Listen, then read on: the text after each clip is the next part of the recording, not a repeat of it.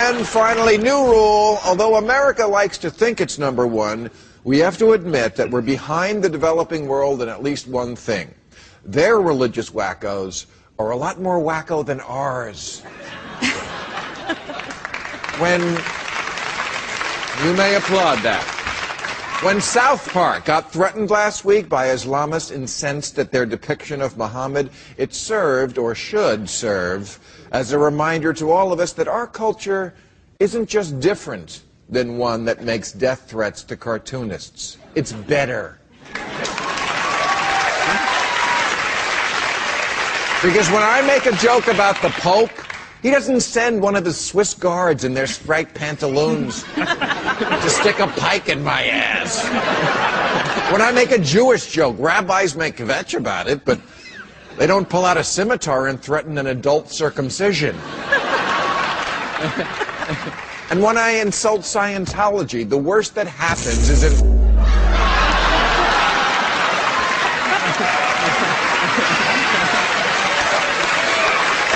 You know, it is true. When it comes to scary-ass religions, extremist Muslims are like Godzilla, and we're like, are you there, God? It's me, Margaret. I mean, Sarah Palin is an evil dingbat who thinks God opens doors, but she never tried to poison gas a girls' school, as the Taliban did this week in Afghanistan. You think about the craziest religious wackos we have here in America. The Mormons. I'm kidding. That's not a religion. No.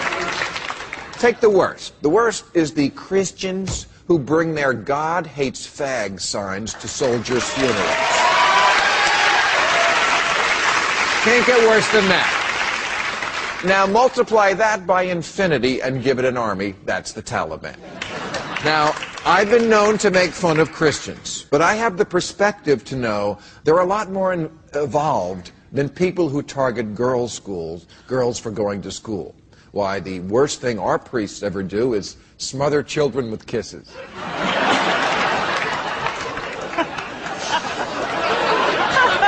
But you know, even with the latest Catholic horror story, Muslims could teach Christians a clinic in how to be fucked up about sex.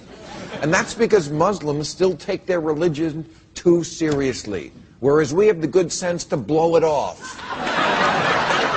Catholics, for example, don't follow the Pope in overwhelming numbers. They divorce, they have premarital sex, they masturbate.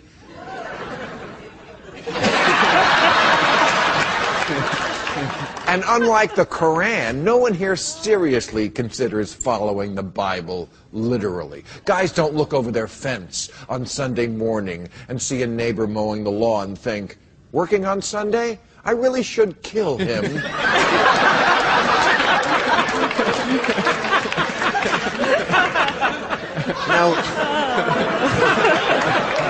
Now, Christianity, of course, went through a period like that, where religion had too much influence. It was called the Dark Ages. For centuries, you either joined the church or were killed. But nowadays, when a Jehovah's Witness comes to the door, you turn the garden hose on him. But before I conclude, it should in fairness be noted that in speaking of Muslims, we realize that, of course, the vast majority are law-abiding, loving people who just want to be left alone to subjugate their women in peace.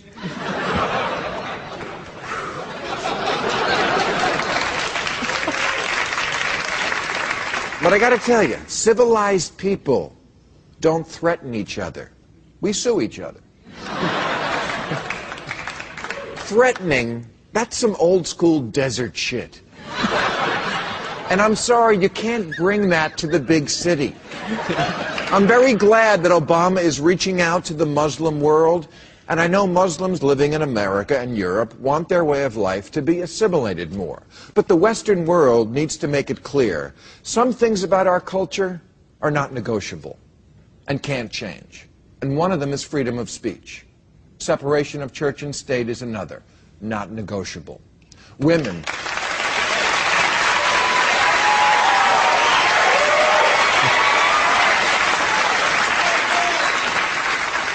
Women are allowed to work here and you can't beat them. Not negotiable. This is how we roll. And this is why our system is better. And if you don't get that and you still want to kill someone over a stupid cartoon, please make it Garfield.